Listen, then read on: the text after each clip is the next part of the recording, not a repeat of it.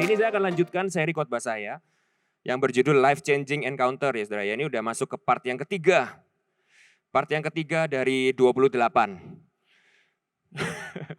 Senggol kanan kirinya, 28 seri bro, enggak bercanda saudara. Karena saudara kayaknya tegang semua gitu ya.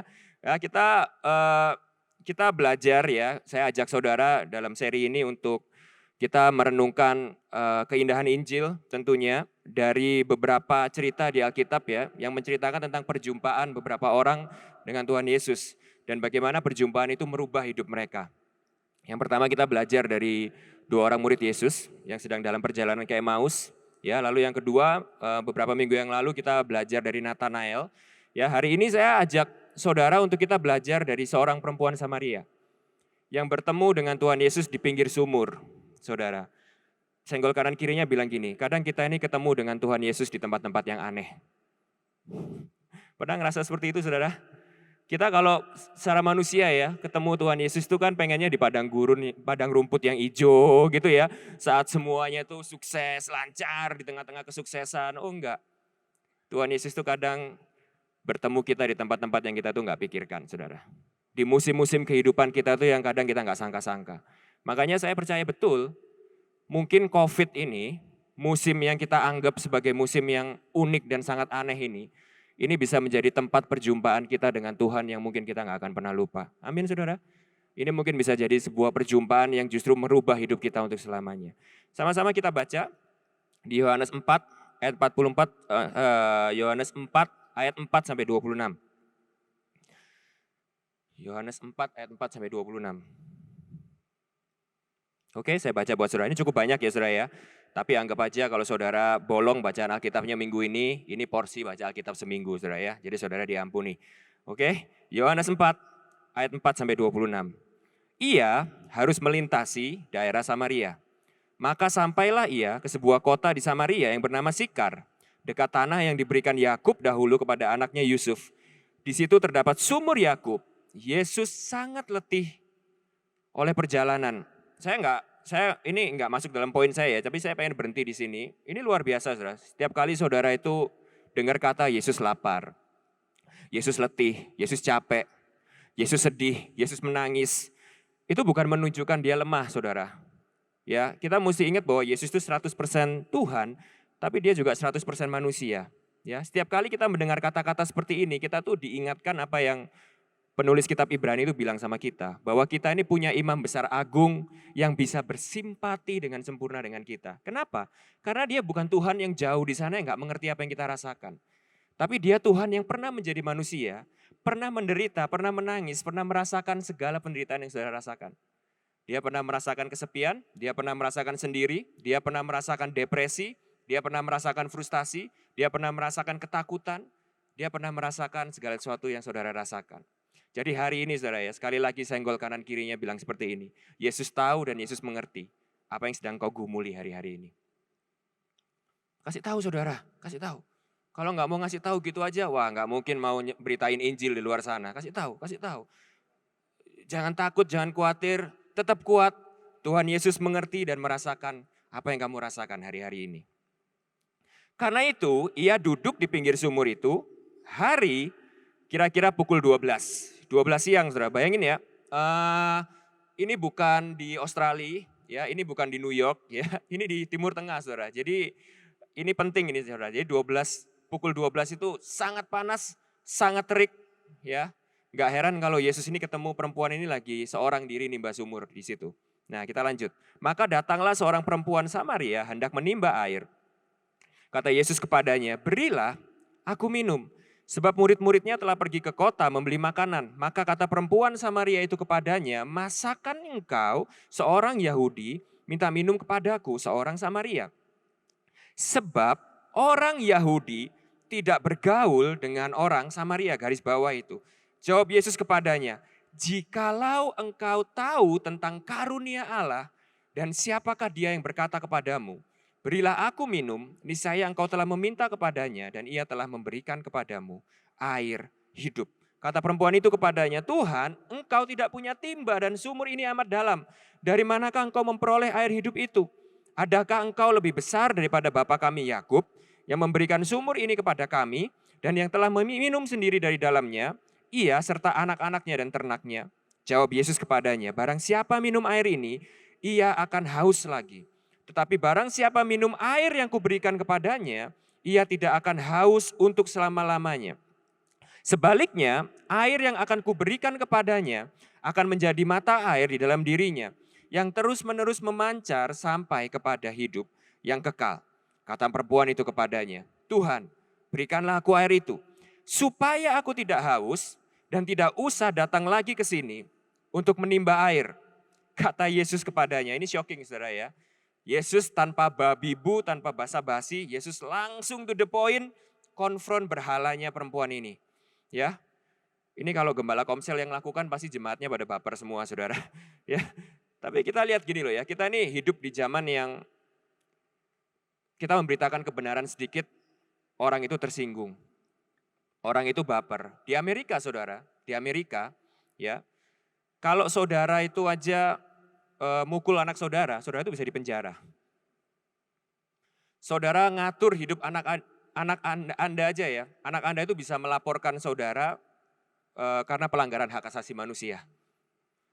Kita hidup di mana sekarang orang ini, Roma 1 itu bilang saudara ya, semakin hidup untuk dirinya sendiri, susah diatur, gak bisa diberitahu, ya, hidup menurut kebenarannya sendiri, hidup menurut keinginan hatinya sendiri. Itu sekarang, saudara, itu sekarang. Bagaimana orang pada waktu kita kasih tahu kebenaran, itu langsung labelnya itu adalah dihakimi, judgmental, gak mengerti, jahat, melanggar hak dan kebebasan kita. Tapi bagaimana kita lihat di sini bahwa setiap kali Yesus mengkonfront seseorang, itu bukan karena dia jahat, dia menghakimi, dia menghina atau melecehkan orang tersebut. Tapi untuk menyelamatkan dan memerdekakan orang tersebut. Itu gunanya kebenaran. Nanti kita akan baca ini lebih lanjut lagi, kita akan bahas lebih lanjut lagi. Tapi perhatikan yang Yesus lakukan, ayat 16. Kata Yesus kepadanya, pergi, panggillah suamimu itu dan datang ke sini. Ini awkward banget saudara. Awkward. Itu tiba-tiba lalernya banyak di tempat itu saudara. Kata perempuan itu, aku tidak mempunyai suami. Kata Yesus kepadanya, tepat katamu bahwa engkau tidak mempunyai suami. Sebab engkau sudah mempunyai 5 suami dan yang ada sekarang padamu bukanlah suamimu. Dalam hal ini engkau berkata benar. Awkward gak saudara? Ini kurang ajar banget nih orang Yahudi gitu ya katanya si perempuan ini. Lalu perempuan ini dengan cerdiknya, ini kehebatannya perempuan saudara ya. Tapi kayaknya laki-laki juga gini kayaknya. Langsung ganti topik. Kata perempuan itu kepadanya, Tuhan nyata sekarang padaku bahwa engkau seorang nabi, nenek moyang kami menyembah di atas gunung ini. Tapi kamu katakan bahwa Yerusalemlah tempat orang menyembah. Aneh ya saudara ya. Disinggung suaminya langsung bahasnya soal gereja. Soal pelayanan, soal ibadah. Tapi itulah kita saudara. Kadang kita ini pakai ibadah, kita pakai pelayanan, kita pakai gereja ini untuk menutupi kebobrokan yang ada di dalam diri kita. Kata Yesus kepadanya, percayalah kepadaku hai perempuan, saatnya akan tiba bahwa kamu akan menyembah Bapa bukan di gunung ini dan bukan juga di Yerusalem. Kamu menyembah apa yang tidak kamu kenal. Kami menyembah apa yang kami kenal. Sebab keselamatan datang dari bangsa Yahudi. Tetapi saatnya akan datang dan sudah tiba sekarang bahwa penyembah-penyembah benar akan menyembah Bapa dalam roh dan kebenaran. Sebab Bapa menghendaki penyembah-penyembah demikian. Allah itu roh, dan barang siapa menyembah dia harus menyembahnya dalam roh dan kebenaran. Jawab perempuan itu kepadanya, aku tahu bahwa Mesias akan datang, yang disebut juga Kristus. Apabila ia datang, ia akan memberitakan segala sesuatu kepada kami.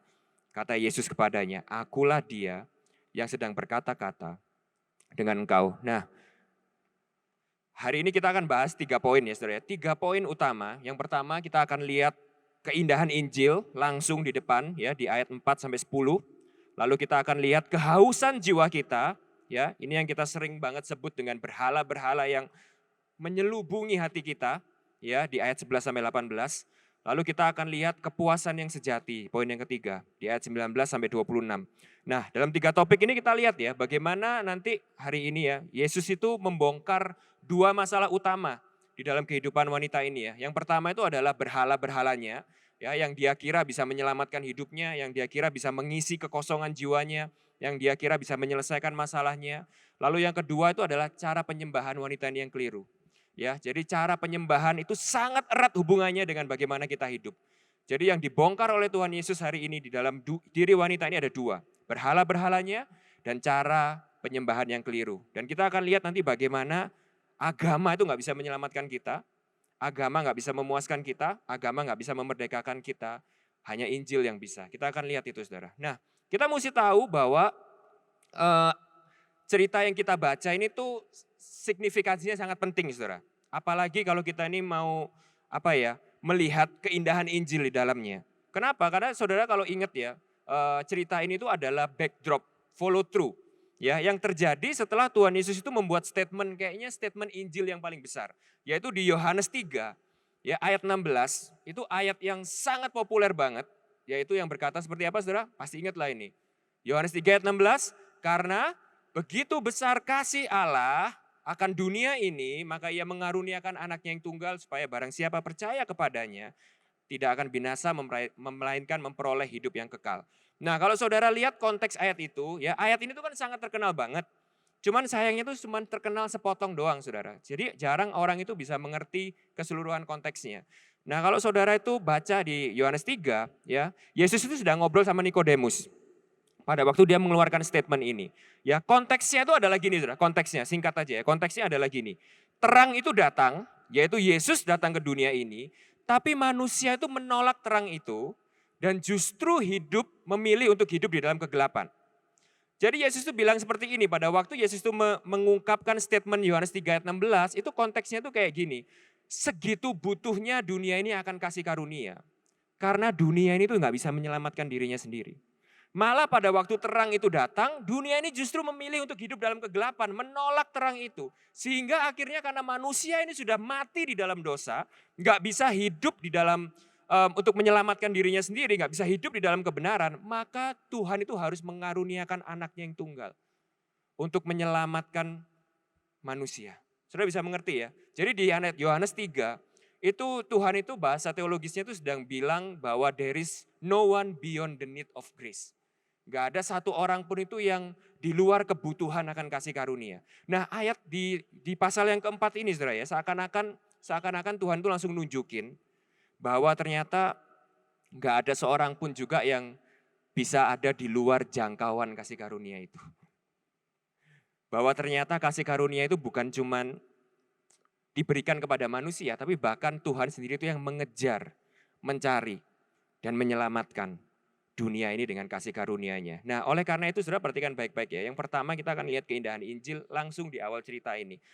Cerita ini dibuka dengan sebuah kata seperti ini saudara. Ia harus melintasi daerah Samaria. Sehingga akhirnya Yesus itu masuk ke sebuah kota yang bernama Sikar dan bertemu wanita ini. Perhatikan kata ia harus melintasi daerah Samaria. Garis bawahi kata harus. Kita akan ulik ini, kita akan breakdown ini, supaya kita ini bisa benar-benar ngefeel dan dapat bobotnya. Pada waktu di ayat 10 ini Yesus berkata sama perempuan ini, kalau kamu tuh mengerti luar biasanya karunia Allah, dan siapa yang sedang berdiri di depan kamu dan berbicara di depan kamu ini. Nah kita akan benar-benar ngelihat bobot luar biasanya kasih karunia Allah itu. Saat kita ini mengerti, kenapa Yesus tuh harus melintasi daerah Samaria. Kita lihat ya. Ini saya kasih peta, bukan karena hari ini kita mau belajar peta Israel ya saudara ya. Saya tahu hidup sudah sulit dan saya tidak akan membuat hidup Anda lebih sulit lagi di zaman-zaman seperti saat ini. Ya, tapi kita akan melihat pada waktu Yesus itu bilang ia harus melintasi daerah Samaria, itu kenapa kok harus? Gitu loh, kenapa kok harus? Yang pertama secara geografis, perhatikan baik-baik. Kalau saudara baca di ayat 1 sampai 3, ya, ceritanya itu Yesus itu sedang berada di daerah Yudea, benar nggak? Dia sedang melayani membaptis di situ, di mana saudara? Di sekitar daerah Sungai Yordan. Benar ya? Lalu di ayat ketiga itu dibilang seperti ini, Yesus harus balik ke Galilea. Gitu loh. Jadi kurang lebih saudara, saya kasih tahu konteksnya ya. Yesus itu kurang lebih sedang berada di daerah sekitar sini. Ya. Jadi buat Yesus ya, yang make sense, kalau dia itu dari sini dia itu mau ke Galilea, dia tinggal jalan lurus saudara. Setuju? Ini belum ada Gojek loh saudara. Belum ada Grab, ini jalan kaki saudara. Ini jalan kaki. Oke, nah yang Yesus lakukan pada waktu dia bilang ia harus melintasi daerah Samaria, itu dia dari sini bukannya lurus langsung ke sana. Dia itu belok ke sini saudara. Jadi secara nomor satu ya, secara geografis, secara jarak, Yesus harus nggak lewat situ? Tidak, oke. Jadi yang pertama, yang udah pasti kata harus ini bukan berarti seperti ini. Ia harus melintasi Samaria karena jalan ditutup. Jalan sedang digali, ada galian PLN. Enggak saudara ya, enggak ada. Ini secara geografis berarti saya coret. Yang pertama secara geografis, Yesus enggak harus melewati daerah itu. Yang kedua secara teritoris. Nah kalau saudara itu mengerti ceritanya ya, dan itu sudah dituliskan di Alkitab, ya bangsa Yahudi dan bangsa Samaria ini mereka bukan best friend saudara. Mereka tuh nemesis, mereka tuh enemy. Mereka enggak bergaul satu sama lain. Tapi lebih ekstrimnya lagi ya saudara ya, orang Yahudi enggak masuk ke daerah Samaria, orang Samaria enggak masuk ke daerah Yahudi. Kenapa? Karena ada kebencian di antara mereka. Ya secara historis saudara ya, orang Yahudi itu merasa superior dari orang Samaria. Dan orang Samaria itu punya sakit hati dan iri hati yang begitu dalam sama orang Yahudi. Sehingga mereka ini kayak musuh. Sehingga gini saudara, bayangin ya. Bayangin ada seorang kulit putih, ya bayangin saudara nonton film tentang New York gitu ya. Tentang gangster orang kulit hitam gitu ya. Yang apa, ghetto gitu ya saudara ya. Lalu Anda bayangkan seorang kulit putih yang necis, rapi, kaya, pakai jas, pakai dasi. Itu jalan ngelewati gang-gang yang penuh dengan gangster orang kulit hitam. Masuk akal enggak saudara? Of course enggak. Jadi pada waktu itu secara teritoris, enggak masuk akal untuk seorang Yahudi itu masuk ke wilayah Samaria. Kenapa? Karena kemungkinan mereka bisa dirampok, bisa dibunuh, bisa dipukulin, bisa never come out alive.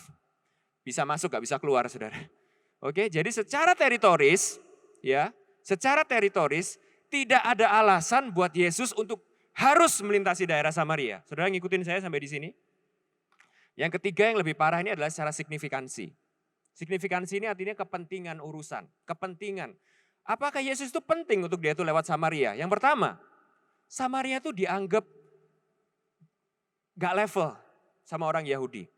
Samaria itu dianggap sebuah daerah yang najis. Oke, yang pertama itu. Bangsa yang ngapain aku bergaul sama mereka, ngapain aku masuk ke tempatnya mereka. Gak level, di bawahku. Yang kedua, kita ini berbicara tentang seorang perempuan. Di zaman patriarki Yahudi. Which is gak ada urusannya seorang yang terhormat, seorang pria Yahudi yang terhormat, itu untuk bertemu seorang wanita Samaria yang bukan siapa-siapa. Jadi pada waktu kita baca cerita tadi ya saudara ya, pada waktu perempuan Samaria ini kaget ngelihat Yesus, hah? Engkau seorang Yahudi minta minum sama aku, itu bukan sebuah hiperbola. Itu benar-benar seperti ini saudara, benar-benar ini secara literally ya, kalau saudara baca cultural literation gitu ya. Ini secara literally, itu hampir sama kayak seseorang itu minta minum dari tempat minumnya anjing. Jadi saudara kalau punya anjing di rumah, saudara bisa bayangin saudara itu minum dari tempat yang sama, piring yang sama dengan anjing saudara itu minum. Jadi secara signifikansi, Yesus nggak ada kepentingan juga ke situ. Jadi kita harus benar-benar merenungkan kalau gitu, kenapa Yesus ini bilang dia harus melintasi daerah Samaria. Gak ada yang lain, gak ada yang bukan, saya gak ketemu alasan yang lain. Selain saya teringat ayat ini saudara. Karena Yesus harus menemukan dombanya yang terhilang. Di Lukas 15 ayat 3-7 pernah ada perumpamaan seperti ini. Ya, Yesus mengatakan perumpamaan ini kepada mereka. Siapa di antara kamu yang mempunyai 100 ekor domba, dan jikalau ia kehilangan seekor di antaranya, tidak meninggalkan yang 99 ekor di padang gurun, dan pergi mencari yang sesat itu, sampai menemukannya. Dan kalau ia telah menemukannya, ia meletakkannya di atas bahunya dengan gembira. Dan setibanya di rumah ia memanggil sahabat-sahabat dan tangganya serta berkata kepada mereka, bersukacitalah bersama-sama dengan aku. Sebab dombaku yang hilang itu telah kutemukan. Aku berkata kepadamu, demikian juga akan ada sukacita di sorga. Karena satu orang berdosa bertobat, lebih daripada sukacita. Karena 99 orang yang benar tidak memerlukan pertobatan. Jadi pada waktu di awal ayat ini Yesus berkata, ia harus melintasi daerah Samaria. Itu karena dia begitu mencintai jiwa yang terhilang ini. Seorang perempuan Samaria yang mungkin tidak ada seorang pun yang menganggap itu penting. Seorang perempuan Samaria yang mungkin tidak ada seorang pun yang menganggap berharga. Tapi dia berharga buat Yesus. Dan Yesus harus melintasi semua rintangan itu untuk menyelamatkan satu dombanya ini yang terhilang. Jadi apa kesimpulannya saudara? Kesimpulannya ini, tidak ada jarak yang terlalu jauh, tidak ada halangan yang terlalu besar, tidak ada dosa atau keadaan yang terlalu hina yang dapat menghalangi Yesus untuk menyelamatkan yang terhilang. Ini good news buat kita semua. Ini good news buat kita semua. Mungkin Anda di tempat ini, Anda ngerasa bahwa no, aku sudah beyond. Gak ada orang yang ngerti dosa-dosaku. Gak ada orang yang ngerti masa laluku. Gak mungkin Yesus masih bisa menyelamatkan aku. Saya kasih tahu saudara, kalau saudara ada di tempat ini, itu karena Yesus yang mencari saudara, mengejar saudara, dan mendapatkan saudara. Atau kalau mungkin ada saudara di tempat ini ya, yang saudara itu punya orang-orang yang saudara sayangi, saudara, keluarga yang belum bertobat, lalu saudara berkata seperti ini, gimana caranya untuk saudaraku yang satu ini bertobat ya? Kayaknya sudah mustahil. Mustahil kayaknya ada yang bisa menobatkan dia. Saya kasih tahu, mungkin buat manusia mustahil. Tapi buat Tuhan tidak ada yang mustahil. Tidak ada jarak yang terlalu jauh. Tidak ada halangan yang terlalu besar. Tidak ada dosa dan keadaan yang terlalu hina yang dapat menghalangi Yesus untuk menyelamatkan yang terhilang. Apapun yang ada saudara hadapi hari-hari ini ya saudara ya. Ini setiap kali kita diingatkan Injil. Setiap kali kita diingatkan Injil. Kita ini jadi semakin kuat dan teguh. Karena kita ingat sebenarnya, kalau kita ini bisa kuat, iya ya. Kenapa aku khawatir, kenapa aku ngandalin kekuatanku sendiri ya. Toh selama ini tuh kalau aku kuat, itu bukan karena kekuatanku dan bukan karena kehebatanku. Kita ini semua kayak perempuan Samaria ini yang gak tahu apa-apa. Di siang bolong, di tengah kehilangan dan penderitaan kita ini cuma nimba air di sumur. Tapi Tuhan yang datang mencari dan menemukan kita. Oleh karena itu kita bisa selalu kuat di dalam hidup ini karena kita ingat, bukan kita yang berpegang teguh pada Tuhan. Tapi Tuhan yang selalu berpegang teguh pada kita. Nah yang kedua, yang berikutnya saudara. Yang berikutnya, kata perempuan itu kepadanya. Yang kedua ini kita akan berbicara tentang kehausan jiwa kita. Perhatikan baik-baik ya saudara ya. Lalu di ayat 11 saat akhirnya perempuan itu bertemu dengan Yesus. Lalu Yesus minta air kepada dia. Perempuan itu berkata kepada Yesus, Tuhan, engkau tidak punya timba dan sumur. Engkau tidak punya timba dan sumur ini amat dalam. Dari manakah engkau memperoleh air hidup itu? Adakah engkau lebih besar daripada bapa kami Yakub yang memberikan sumur ini kepada kami dan yang telah minum sendiri dari dalamnya, ia serta anak-anaknya dan ternaknya. Ini perhatikan baik-baik, ini salah paham saudara ya. Kita ini seringkali, ini this is our problem. Kita ini seringkali punya harapan dan ekspektasi yang salah akan bagaimana cara Tuhan itu menyelamatkan kita. Yesus ini lagi ngomong sama perempuan ini tentang air hidup. Tentang berbicara tentang sesuatu hal itu yang dalam. Tentang berbicara tentang bagaimana bukan aus yang secara biologis, ya, tapi kehausan jiwa yang dalam yang Tuhan itu bisa puaskan di dalam diri wanita ini. Tapi wanita ini ekspektasinya bilang sama Tuhan itu tentang sesuatu yang fisikal. Wanita ini bilang, tapi engkau tuh gak punya timba. Dan sumur ini amat dalam. Nah ini problemnya kita. Kita seringkali punya harapan dan ekspektasi yang keliru akan bagaimana cara Tuhan menyelamatkan kita. Kita ingat sedikit ya saudara, kita ingat sedikit. Ini mundur sedikit, saya tambahkan ini supaya kita jelas. Saudara ingat Adam dan Hawa ya? Ceritanya nenek moyang kita. Ini harusnya ada dalam pelajaran sejarah ini. Saya nggak tahu kenapa kok nggak ada dalam pelajaran sejarah ya, Adam dan Hawa ini. Karena segala kerumitan dan keruwetan dan kehancuran yang kita alami sekarang ini karena nenek moyang kita. Gitu. Jadi kita harus mengerti. Adam dan Hawa ini kalau saudara ingat kan mereka diciptakan begitu sempurna. Ya, mereka itu sampai saking sempurnanya saudara ya, saking sempurnanya. Itu mereka telanjang tapi nggak merasa malu. Hanya orang sempurna yang bisa melakukan itu saudara. Kalau saudara sempurna, saudara itu bisa sampai to the point yang saudara keluar ke jalan telanjang dan saudara nggak merasa malu. Itu karena saudara sempurna. Kita semua nggak bisa melakukan itu karena kita udah nggak sempurna, ya. Oke, nah pada waktu Adam dan Hawa dijatuh di dalam dosa, mereka itu tiba-tiba sadar akan ketelanjangannya. Saudara ingat ceritanya ya. Lalu saudara perhatikan baik-baik. Mereka itu sempurna, telanjang sampai nggak malu itu karena ditutupi kemuliaan Allah, betul nggak? Bukan karena tadinya pakai baju, sekarang nggak pakai baju loh saudara. Tapi ada kemuliaan Allah yang menutupi mereka. Nah pada waktu mereka itu jatuh di dalam dosa dan kemuliaan Allah itu hilang, mereka itu berusaha menutupi ketelanjangannya mereka. Cuman yang mereka lakukan adalah ini, mereka berusaha menutupi ketelanjangan mereka itu dengan daun ara, saudara bisa bayangin nggak? Dengan daun ara. Dengan sesuatu yang sangat fana dan sesuatu yang sangat tidak comparable dengan apa yang mereka tuh kehilangan. Nah sekarang kita ini mesti tahu, saudara, kita ini mesti tahu. Kita hidup di dunia ini, semua kita hidup di dunia ini, kita ini hidup karena efek kejatuhannya Adam dan Hawa. Pada waktu Adam dan Hawa jatuh di dalam dosa, kita kehilangan kemuliaan Allah, maka ada kekosongan di dalam jiwa kita, ini yang cuman bisa diisi balik dengan kemuliaan Allah. Sudah mesti tahu itu. Nah bodohnya manusia, kita berusaha isi itu dengan daun ara di dalam kehidupan ini. Kita berusaha isi itu dengan penerimaan orang lain, kita berusaha isi itu dengan pasangan hidup, kita berusaha isi itu dengan uang, kita berusaha isi itu dengan prestasi, kita berusaha isi itu dengan pelayanan, kita berusaha isi itu dengan duit, kita berusaha isi itu dengan achievement atau apapun itu. Itu semua adalah pohon ara yang tidak bisa menutupi ketelanjangan kita. Tapi kita di dalam hidup ini, sepanjang hidup ini kita kejar itu dan kita berusaha tutupi dengan itu. Nah sehingga akhirnya kita sering kali sama Tuhan, kita juga akhirnya jadi salah ekspektasi dan salah harapan. Pada waktu kita datang kepada Tuhan, kita fokusnya gini. Kita pikir kayak caranya Tuhan menyelamatkan kita ini adalah dengan gini. Tuhan tolong bebaskan utangku. Tuhan tolong berkati aku dengan terobosan ini, dengan berkat ini. Tuhan tolong rubah suamiku, rubah istriku. Tuhan tolong selesaikan masalahku ini dengan cara yang lebih instan. Tuhan tolong kasih aku gembala yang lebih baik. Tuhan tolong kasih aku gereja yang lebih baik. Tuhan tolong kasih aku pekerjaan yang lebih baik. Tuhan tolong rubah keadaan yang ada di luarku ini. Tuhan tolong kasih aku timba supaya kamu tuh bisa ngasih aku air minum dari dalam sumur ini. Tapi Tuhan itu enggak seperti itu.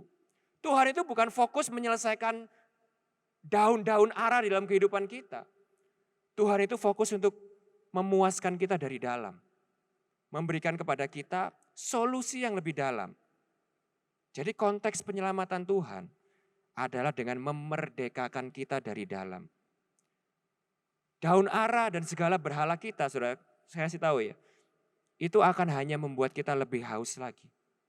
Tetapi Tuhan ingin memuaskan kita secara sejati. Oleh karena itu wanita ini bilang, pada waktu wanita ini bilang, berikan aku minum dari dalam sumur ini. Lalu Yesus berkata, barang siapa minum air ini, ia akan haus lagi. Tetapi barang siapa minum air yang kuberikan kepadanya, ia tidak akan haus untuk selama-lamanya. Sebaliknya, air yang akan kuberikan kepadanya akan menjadi mata air di dalam dirinya yang terus-menerus memancar sampai kepada hidup yang kekal. Jadi apa sih berhala itu? Saya secara singkat aja ya. Mungkin ada saudara yang mungkin baru pertama kali ini hadir di tempat kami. Saudara mungkin bingung dengar kata-kata ini, Injil, berhala, segala macam. Ya, kalau saudara mungkin mau catch up gitu ya, saudara bisa lihat YouTube kami ya, segala resources kami di YouTube. Di situ ada khotbah mingguan, lalu mungkin ada Gospel in Life di situ, pengajaran Gospel in Life di situ saudara bisa ikutin di situ. Tapi berhala itu pada esensinya itu adalah pada waktu kita berusaha mengisi kehausan kita dengan air yang keliru. Saudara pernah coba mobil saudara isi dengan Coca-Cola? Bensin habis, gak ada pom bensin, adanya Indomaret. Saudara beli Coca-Cola lalu saudara isi bensin saudara. Bisa saudara? Bisa jalan 2 meter saudara ya. Terus gak tahu meledak atau apa. Tapi intinya kita bukan diciptakan untuk diisi dengan air yang keliru. Kekosongan jiwa kita itu cuma bisa diisi balik dengan hubungan kita yang dipulihkan kepada Tuhan. Karena kekosongan itu tuh muncul pada waktu Adam dan Hawa jatuh dalam dosa. Kita kehilangan kemuliaan Allah. Jadi pada waktu saudara itu isi itu dengan air yang lain. Yaitu uang, kesuksesan, penerimaan orang lain, pengakuan orang lain, prestasi, pelayanan. Itu malah akan membuat saudara lebih haus lagi. Dan akan merusak hidup saudara. Yeremia 2:13 berkata seperti ini. Sebab jemaatku telah melakukan 2 kejahatan. Yeremia mendapatkan suara dari Tuhan, mendapatkan penglihatan dari Tuhan. Lalu Tuhan berbicara lewat Yeremia, menyimpulkan dosa Israel yang begitu banyak, ya, mencuri, membunuh, semua itu disimpulkan dalam 2 akar, yaitu mereka meninggalkan aku, sumber air yang hidup, dan menggali kolam untuk diri mereka sendiri, kolam yang rusak, yang tidak dapat menampung air. Nah, Apa berhalanya wanita ini, saudara? Apa berhalanya wanita ini? Nah, kita lihat di ayat yang berikutnya. Di ayat ke-15, nah ini penting nih saudara yang saya warnain putih ini ya. Sebelum kita lanjut, sebelum Tuhan Yesus mengekspos apa yang menjadi berhalanya wanita ini. Kata perempuan itu kepadanya, Tuhan berikanlah aku air itu. Air yang ajaib itu, air hidup itu, air yang kau bilang tadi. Supaya aku tidak haus lagi dan tidak usah datang lagi ke sini untuk menimba air. Nah ini mesti tahu saudara konteksnya. Saudara ingat ya tadi pada waktu Yesus duduk di sumur ini dan bertemu wanita ini. Itu jam berapa saudara? Jam 12. Sekali lagi saya ingatkan ini Timur Tengah. Jam 12 itu bukan jam yang cocok untuk menimba air. Definitely itu enggak logika. Enggak logis saudara. Untuk seseorang itu nimba air di siang bolong. Di Timur Tengah. Oke, nah pada waktu itu saudara ya, pada zaman itu tadi dituliskan bahwa ini adalah sumur Yakub. Ada signifikansi yang begitu besar akan sumur ini. Ini sumur ini tempat terkenal saudara ya. Nah, cut story short saudara ya, saya kasih tahu saudara, sumur itu tuh adalah seperti kayak center point di kota itu. Ya, di mana setiap orang wanita itu ya sama-sama nimba sumur bareng, nimba air bareng dan biasanya mungkin di jam 6 sore ya, ada di jam 5 atau jam 5 6 sore atau mungkin pagi-pagi benar ya. Karena mereka percaya itu tuh sumur yang bisa datengin berkat buat mereka. Suatu hari saya pernah jalan-jalan ke Eropa saudara ya, saya bingung. Di situ ada sebuah kolam gitu ya. Lalu orang-orang itu ngelemparin uang koin di situ. Sampai koinnya itu banyak banget. Sampai saya ini yang hamba Tuhan tidak sempurna ini tergoda untuk mungutin koin-koin itu dan saya masukin ke tas gitu ya saudara ya. Saya pikir kayak bodoh banget ini ngapain nih orang-orang sampai koinnya itu koin gak sedikit saudara, itu banyak. Saya yakin tuh kalau saya hitung bisa ribuan dolar itu nilainya. Tapi orang itu lempar koin itu ke dalam kolam, ya kolam karena mereka percaya kolam itu tuh kolam ajaib. Kolam yang punya sebuah status mistis atau apa nggak tahu ya, mitos yang kuat. Yang mereka tuh percaya kalau mereka taruh koin di situ, mereka bisa dapat jodoh. Mereka bisa dapat berkat. Doa mereka terjawab, ya, mereka bisa dapat kerjaan dan lain-lain. Koinnya tambah banyak gitu ya Saudara ya, banyak. Nah, pada waktu itu di zaman ini sumur Yakub itu juga punya signifikansi yang sama. Mereka percaya kalau mereka tuh menimba air dari sumur itu dan minum dari sumur itu, mereka diberkati, mereka dapat berkat Yakub. Gak ada isu cari pasangan hidup, amin. Jomblo-jomblo di sini langsung Google cari alamat sumurnya itu di mana, ya. Oke, itu nggak pasti diberkati, pasti sehat gitu ya. Ini kalau di Riverside ini kayak oke water gitu saudara ya. Kalau minum oke water pasti holy dan masuk surga dan diberkati. Amin Pak Wira, ada Pak Wira di tempat ini. Atau Cik Gioling, nggak ada ya. Nanti bayar komisi sama saya bantu promosi airnya. Seperti itu kurang lebih saudara. Jadi mereka tuh rame banget. Ya rame banget. Kalau saudara ke sumur ini di pagi hari atau sore hari itu pasti sumur itu benar-benar jadi kayak semua ibu-ibu ketemu di situ. Bisa-bisa arisan di pinggir sumur saudara. Ya, bisa-bisa bikin gereja di pinggir sumur. Namanya Rockwell Site gitu ya saudara ya atau apa. Enggak tahu saya. Gitu ya. Nah pertanyaannya adalah gini, kenapa wanita ini menghindari semua orang itu, memilih sebuah jam yang sangat angker, yaitu jam 12 siang untuk menimba sumur di tengah-tengah terik yang luar biasa, supaya dia itu bisa nimba air sendiri. Kenapa? Nanti kita akan lihat, karena dia punya status sosial yang jelek banget. Dia sudah terkenal banget di kalangannya itu, dia seorang wanita murahan, yang gonta-ganti suami dan sekarang lagi tinggal sama seseorang yang bukan suaminya. Jadi dia tuh malu saudara. Dia tuh sengaja pilih jam 12 siang itu untuk menghindari semua orang itu. Sehingga akhirnya pada waktu Yesus tuh menawarkan sebuah air hidup, itu langsung pikirannya dia gini, oke, kalau Yesus bisa menyelamatkan aku, maka artinya gini, dia merubah keadaan hidupku. Sehingga akhirnya dia bilang sama Yesus seperti ini, kalau kamu bisa kasih aku air hidup itu bagus. Aku jadi gak usah nimba air sumur di sini lagi. Aku gak harus merasa malu lagi. Aku gak harus siang-siang panas-panas gini nimba air di sini. Tapi dengan aman aku bisa di rumah menghindari semua orang, aman. Tidak ada orang yang bisa tahu aibku dan menghakimi hidupku lagi. Nah itu salahnya kita juga saudara yang kedua. Kita seringkali fokus untuk Yesus ini merubah keadaan hidup kita. Sedangkan yang Yesus mau untuk kerjakan di dalam hidup wanita ini bukan merubah keadaannya. Tapi merubah wanita ini dari dalam keluar. Jadi seringkali Yesus sengaja membiarkan beberapa keadaan di dalam hidup kita ini yang kita ini sangat pengen Tuhan kok engkau gak rubah-rubah keadaan ini. Ya karena lewat keadaan ini Yesus tuh pengen bertemu dengan engkau dan merubah engkau dari dalam. Saudara bisa mengerti ini? Kemarin di Huddle gembala sektor ya. Beberapa hari yang lalu Pak Chandra, mengeluarkan statement yang menurut saya sangat bagus. Dia bilang kayak gini, kadang berhala kita tuh terbungkus dengan banyak banget bingkisan dan selubung di dalam hati kita yang sampai kita sendiri ini nggak bisa lihat. Sehingga akhirnya kadang Tuhan tuh sengaja mendiamkan kita di dalam sebuah keadaan di mana akhirnya berhala itu selubungnya dicopotin satu-satu. Sehingga akhirnya kita ini bisa sadar dan bertemu Yesus di situ dan Yesus bisa menelanjangi berhala kita di sebuah kondisi yang sangat nggak nyaman dan menyiksa kita itu. Apapun itu saudara, berhala saudara. Nah, perhatikan baik-baik saudara ya. Perhatikan baik-baik. Lalu di ayat selanjutnya, yang Yesus lakukan ini menurut saya sangat shocking. Yesus benar-benar secara terbuka mengkonfront dosa wanita ini. Dia bilang, panggil suamimu, datang ke sini. Aku gak punya suami, betul. Engkau sudah punya 5 suami. Dan sekarang yang ada padamu ini bahkan bukan suamimu. Jadi sama Tuhan langsung dikonfront bahwa ternyata perempuan ini punya berhala dalam bentuk suami. Nah saya nggak tahu ceritanya. Nggak disebutkan di Alkitab kenapa perempuan ini punya berhala suami. Tapi bayangan saya mungkin karena masa lalunya, mungkin karena backgroundnya, mungkin karena keadaan hidupnya. Wanita ini merasa kalau dia itu bisa menemukan suami yang perfect, kalau dia itu bisa menemukan suami yang idamannya dia yang baik, maka segala masalah hidupnya itu akan selesai. Dia merasa bahwa seorang pria yang ideal, seorang pria yang baik, itu bisa menyelamatkan hidupnya.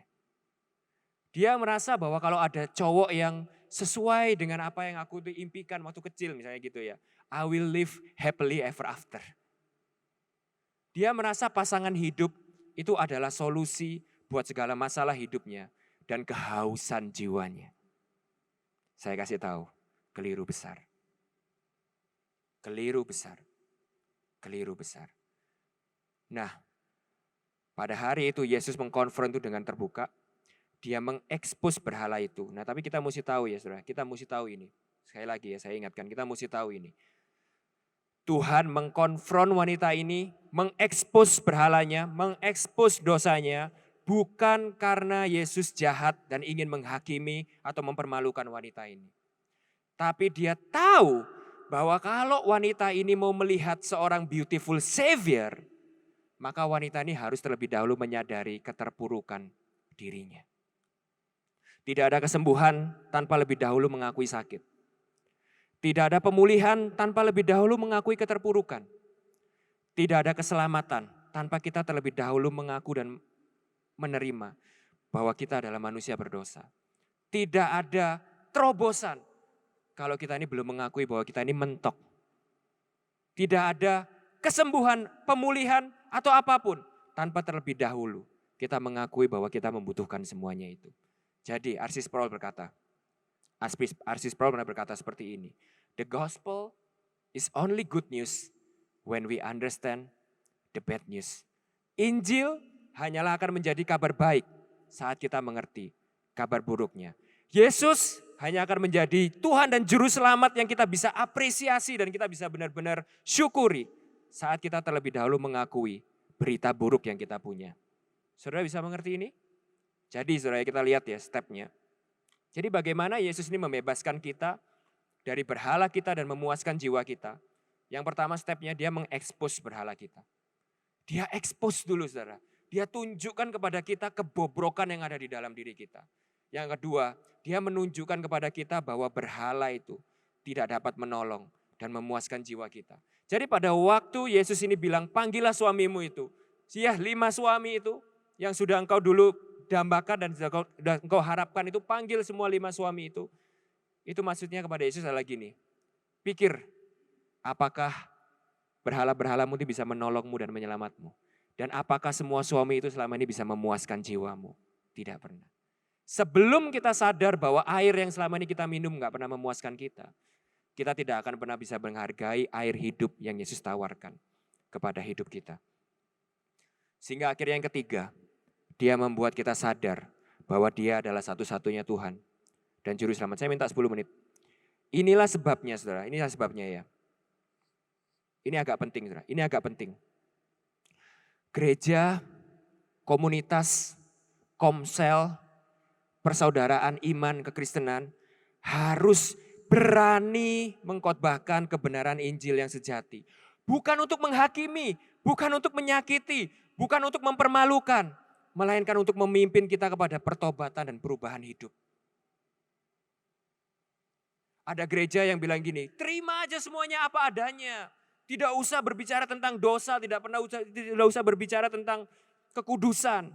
Ya masalahnya kita kalau nggak memberitakan tentang dosa, orang itu tidak akan menghargai kasih karunia Tuhan. Orang tidak akan menghargai keindahan Injil. Orang tidak akan menghargai pertobatan kalau kita tidak mengkhotbahkan kebenaran. Kita nggak mengkhotbahkan pertobatan. Sekarang ya saudara ya, ini saya tambahkan, saya baru tambahkan di sini. Slide ini saudara, tadi malam, benar saudara. Saya tiba-tiba merenung, jujur saudara, bukan lagi saat teduh, jujur. Lagi scrolling Instagram. Tiba-tiba tuh teringat, sadar dan saya tuh heran sendiri ya. Kenapa kata baper tuh sekarang terkenal banget ya saudara ya. Sekarang kayaknya kalau dicari ya top keywords, kayaknya baper tuh salah satu top keywords yang di abad ini tuh kayaknya semua orang tuh sekarang sangat familiar dengan kata ini, baper. Tapi saudara perhatikan baik-baik ya, Sekarang ya, orang sedikit-sedikit dikasih tahu kebenaran baper. Orang sedikit-sedikit ditegur baper. Orang sedikit-sedikit dikasih masukan baper. Kata baper tuh kayaknya halus banget ya, halus banget. Kalau di Alkitab cuma 2 katanya saudara, pride and self-righteous. Kita hidup di zaman yang kita tone down kebenaran. Sekarang kalau orang dibilang dosa, tersinggung. Tidak ada manusia sempurna. Semua orang punya kelemahan. Semua orang punya haknya sendiri-sendiri. Kalau dulu baca Alkitab gak ada saudara. Dosa ya dosa, salah ya salah, celaka ya celaka. Kenapa? Bukan karena Alkitab jahat, masalahnya dosa itu ujungnya maut. Masalahnya kalau saudara itu hidup di dalam sesuatu yang salah dan keliru, itu taruhannya itu kekekalan masalahnya. Sehingga akhirnya Alkitab menurut saya non-negotiable dalam mempresentasikan kebenaran itu gak tone down sama sekali. Kita hidup di zaman yang sekarang sangat tone down. Gembala Komsel menegur jemaat yang salah, memberitakan kebenaran, baper. Tapi saya bilang sama saudara itu bukan baper. Itu yang Roma 1 ayat 18 itu bilang, sebab murka Allah nyata dari surga atas segala kefasikan dan kelaliman manusia yang menindas kebenaran dengan kelaliman. Itu pride and self-righteous. Bukannya kita nggak tahu yang benar loh, kita dikasih tahu yang benar. Tapi kita menindas kebenaran. Kita memilih untuk menolak kebenaran itu. Karena yang fasik dan lalim itu lebih nyaman buat kita. Ini saya ngomong bukan buat saudara sendiri ya, ini peringatan even buat saya sendiri. Karena firman Tuhan ini buat kita semua. Tapi kalau kita mau jadi komunitas yang benar, kita mau jadi gereja yang benar, kita mau benar-benar saling membangun dan menyelamatkan satu sama lain. Kita nggak boleh gitu saudara. Kita nggak boleh tawar-tawaran. Benar-benar salah-salah, keliru-keliru. Dan tidak ada satupun saudara teguran atau hardikan atau pemberitaan kebenaran itu yang bertujuan untuk menghakimi atau mempermalukan. Nggak ada. Tidak ada. Trust itu harus dibangun. Trust itu benar-benar harus dibangun. Kenapa? Karena faith is a community project. Sanctification-nya kita, pemurniannya kita, pengudusannya kita, penyempurnanya kita di dalam dunia ini, kita benar-benar butuh satu sama lain. Kalau seorang Antoni Pribudi ini berdiri sendiri atas apa yang saya pikir benar. Chandra Wibisono ngomong apa terserah. Henry Yanusa ngomong apa terserah. Michael Sudarmanto ngomong apa, saya baper. Celakalah saya. Saya adalah seorang buta yang sedang berjalan menuju ke jurang. Ini dari tadi sudah getar terus karena saya overtime ya saudara ya. Oke, saya lanjut saudara. Yang terakhir, kepuasan yang sejati. Nah tiba-tiba saudara perhatikan baik-baik ya. Tiba-tiba perhatikan yang baik-baik. Ini wanita ini berusaha berkelit. Karena saya percaya pasti nggak nyaman. Diekspos berhala kita, diekspos dosa kita itu pasti nggak nyaman. Pasti nggak nyaman. Dan perempuan ini berusaha berkelit. Tiba-tiba topiknya diganti sama dia. Dia berkata seperti ini, Tuhan nyata sekarang padaku bahwa engkau seorang nabi. Oke, engkau nabi. Engkau bisa tahu hidupku. Walaupun engkau nggak follow Instagramku, engkau nggak tahu kehidupanku. Engkau tiba-tiba bisa tahu kehidupanku. Oke, engkau nabi. Nenek moyang kami menyembah di atas gunung ini. Ya, kalau orang Samaria percaya gunung Gerizim. ya, dan mereka itu percaya menantikan seorang Mesias yang namanya Taheb gitu. Tapi kita nggak akan bahas itu secara detail. Sekali lagi hidup udah susah, saya nggak pengen bikin hidup sudah lebih susah lagi, ya. Nenek moyang kami menyembah di atas gunung ini, tapi kamu katakan bahwa Yerusalemlah tempat orang menyembah. Kata Yesus kepadanya, percayalah padaku, hai perempuan, saatnya akan tiba. Bahwa kamu akan menyembah Bapa bukan di gunung ini dan bukan di Yerusalem. Kamu menyembah apa yang kamu tidak kenal. Kami menyembah apa yang kami kenal. Sebab keselamatan datang dari bangsa Yahudi. Tetapi saatnya akan datang dan sudah tiba sekarang. Bahwa penyembah-penyembah benar akan menyembah Bapa dalam roh dan kebenaran. Sebab Bapa menghendaki penyembah-penyembah demikian. Nah, saya tutup di penyembah yang benar ini. Apa hubungannya dengan kepuasan yang sejati? Yang pertama ya saudara, perempuan ini kan berusaha ganti topik. Diekspos dosanya, dia merasa malu, dia ganti topik, dia berbicara tentang ibadah. Tapi itu juga pelajaran buat kita, itu yang sering banget kita lakukan. Ya, kita sering pakai ibadah dan kehidupan gereja kita dan pelayanan kita itu untuk membuat kita feel good, benar nggak?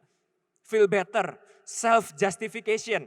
Pembenaran diri, pembelaan diri, at least aku ini sudah pelayanan, at least aku ini melayani, at least aku ini baik, at least aku ini sudah ngasih sesuatu kepada Tuhan. Tapi benar-benar itu sesuatu yang palsu. Gitu loh. Itu tidak menyembuhkan kebobrokan yang ada di dalam.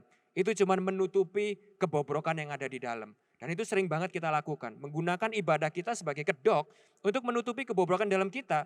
Sehingga akhirnya ibadah dan pelayanan itu kayak pelarian, saudara. Pelarian untuk membuat kita merasa lebih baik.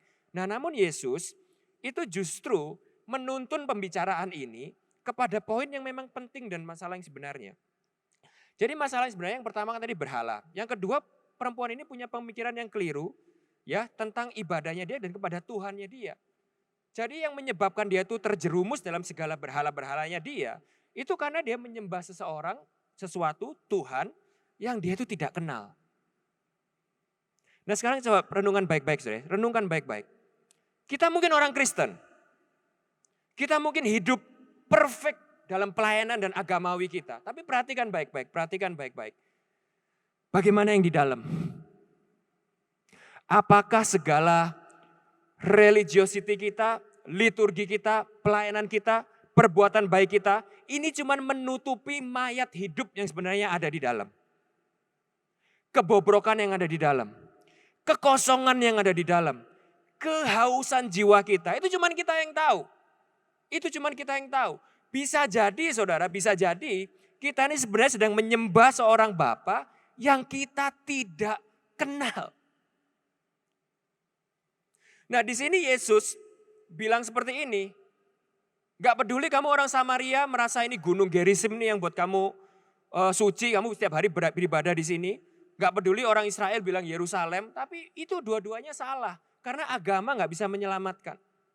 Jadi bayangan saya wanita ini tuh rajin ibadah nih ya. Setiap kali dia datang ibadah dia bilang gini, Tuhan tolong berikan aku suami yang baik, yang bisa menyelamatkan hidupku. Tuhan tolong Tuhan nih aku sudah beribadah, aku udah rajin ya ngasih perpuluhan ini, tolong ya kali ini kasih aku suami yang lebih bagus dari yang kemarin yang nomor 3 gitu ya. Terus dia gitu terus minta, tapi gak benar-benar Tuhan yang dia kenal ini menyembuhkan dan memulihkan dia dari dalam. Saudara bisa mengerti itu ya. Nah solusinya itu adalah gini, solusinya Tuhan itu bilang gini, bukan kamu menyembah di sana, bukan kamu menyembah di sana, bukan kamu menyembah dengan cara ini, bukan kamu menyembah dengan cara ini, bukan. Semua cara itu percuma, agama gak bisa menolong kamu. Yang kamu bisa lakukan itu yang harus kamu lakukan adalah menyembah dalam roh dan kebenaran. Di dalam roh dan kebenaran. Nah dulu saudara ya, kalau kita ini bilang kata roh dan kebenaran, pasti mikirnya itu adalah, oh kalau roh itu harus dengan Roh Kudus, bahasa roh dan lain-lain. Itu gak salah, itu gak salah. Kebenaran itu dengan baca Alkitab, tahu teologi dan lain-lain, itu enggak salah. Tetapi di dalam konteks ini bukan itu maksudnya. Kenapa? Karena yang dimasukkan dalam roh dan kebenaran, ini saudara mesti tahu sekali lagi ya.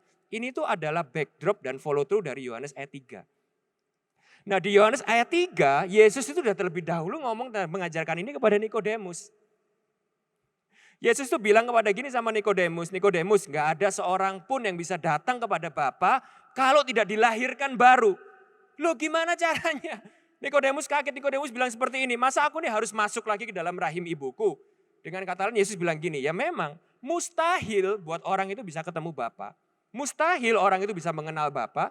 Mustahil orang itu bisa bertemu dengan kerajaan surga, mustahil. Sama seperti kamu tuh harus sudah gede kayak gini mau dilahirkan kembali lewat rahim ibumu. Tapi yang aku maksudkan lagi ini adalah pekerjaan Roh Kudus. Dan roh itu terbang kemanapun dia mau. Dia nggak bisa kamu kontrol. Kamu cuma bisa merasakan tapi kamu nggak bisa melihat dan kamu nggak bisa mengatur kemana dia pergi. Lalu yang kedua Yesus itu bilang apa saudara ya? Mengatakan dirinya tentang kebenaran dan terang yang datang kepada dunia. Bahwa kebenaran itu yang datang kepada dia dan menyelamatkan. Jadi pada waktu Yesus ini berkata kepada wanita ini, akan tiba waktunya orang itu menyembah di dalam roh dan kebenaran. Yesus itu sedang bicara tentang dirinya sendiri. Yesus itu berbicara tentang gini, bukan menyembah di dalam kuil ini, bukan menyembah di dalam gunung ini, bukan menyembah di dalam dengan cara agamawi ini, bukan menyembah dengan cara liturgi seperti ini, tapi akan tiba waktunya. Penyembah itu menyembah di dalam aku. Di dalam Kristus. Dan ini kabar baiknya. Ini pointing us ke gospel kan. Ini menunjukkan kita kepada Injil. Jadi artinya pada waktu ayat 26, Yesus itu berkata kepada dia seperti ini akhirnya.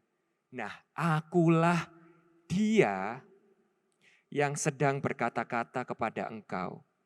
Maksudnya Yesus itu adalah seperti ini. Agama mengajarkan kita untuk menyembah Tuhan yang gak bisa kita kenal. Gak bisa kita capai. Gak bisa kita kenal dan apalagi dia mengenal kita. Kosong, agama gak bisa menyelamatkan kita. Liturgi perbuatan baik gak bisa menyelamatkan kita. Tapi sekarang, aku, Mesias itu adalah Allah yang datang ke dunia, yang terlebih dahulu mengenal engkau, yang terlebih dahulu mengasihi engkau, yang terlebih dahulu menerima engkau, yang terlebih dahulu mencari engkau, supaya engkau bisa mengenal Bapa. Saudara bisa melihat ini ya. Jadi Tim Keller, saya tutup dengan ini. Beneran ini sudah habis, tinggal 2 slide. Makanya Tim Keller bilang seperti ini. Ini perhatikan baik-baik. Ini sebuah kata yang saya dulu pertama kali baca, saya nangis dan ini benar-benar membebaskan saya dari dalam, saudara. Jadi pada waktu Yesus itu benar-benar duduk di depannya dia ya. Dan dia bilang sama perempuan ini, kalau kamu itu aja mengerti besarnya kasih karunia Tuhan dan siapa akun yang sedang duduk dan minta minum sama kamu di sini. Itu ternyata selama ini si wanita ini mencari Bapa yang dia gak bisa kenal. Dia berusaha mendapatkan sesuatu dari Tuhan yang dia gak bisa kenal. Agama yang kosong yang gak bisa menyelamatkan dia. Ternyata Tuhan sendiri yang sudah mengenal dia terlebih dahulu. Yang ternyata Tuhan yang sudah mengasihi dia terlebih dahulu. Itu yang datang mencari dia dan duduk di depannya. Dan berkata kepada dia, akulah dia. Akulah dia yang sedang berkata-kata kepada engkau. Nah, Tim Keller pernah berkata seperti ini. Dikasihi tanpa benar-benar dikenali, itu terasa nyaman. Namun itu adalah kasih yang palsu. Ketakutan terbesar kita adalah saat orang lain itu mengenal kita apa adanya dan tidak lagi mengasihi kita. Tapi untuk benar-benar dikenali dan dikasihi di saat yang sama adalah hal yang paling kita butuhkan. Seperti kasih Allah pada kita. Itu yang memerdekakan kita dari segala kemunafikan dan kepura-puraan. Merendahkan hati kita dari segala kesombongan dan kebenaran diri sendiri. Serta menguatkan hati kita dari segala tantangan yang dunia ini berikan. Dan inilah Injil, Timothy Keller bilang seperti itu. This is the gospel. Kita lebih hancur dan berdosa dari yang kita berani percayai. Namun di saat yang sama, Tuhan mengasihi dan menerima kita di dalam Kristus. Lebih dari yang bisa kita bayangkan.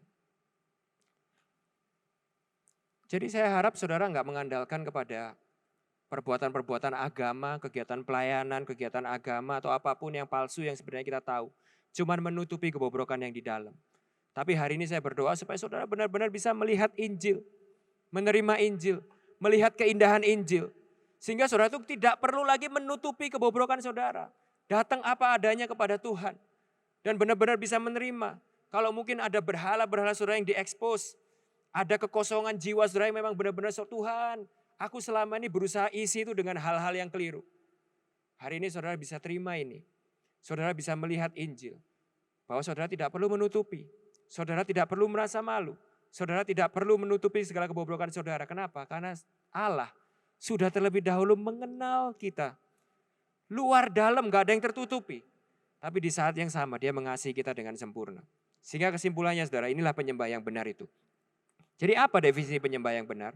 Penyembah yang benar adalah penyembah yang benar-benar mengenal Yesus Kristus sebagai Mesias dan Juru Selamat yang menyelamatkan kita dari dosa-dosa kita dan membebaskan kita dari segala berhala kita. Dan satu-satunya kasih yang sanggup memuaskan jiwa kita itu. Sehingga di 1 Tesalonika 1 ayat 9 ya, Paulus mendefinisikan arti pertobatan. Arti pertobatan menurut Paulus adalah ini. Bagaimana kamu berbalik kepada Allah dari berhala-berhalamu untuk melayani Allah yang hidup dan benar. Mari kita berdoa.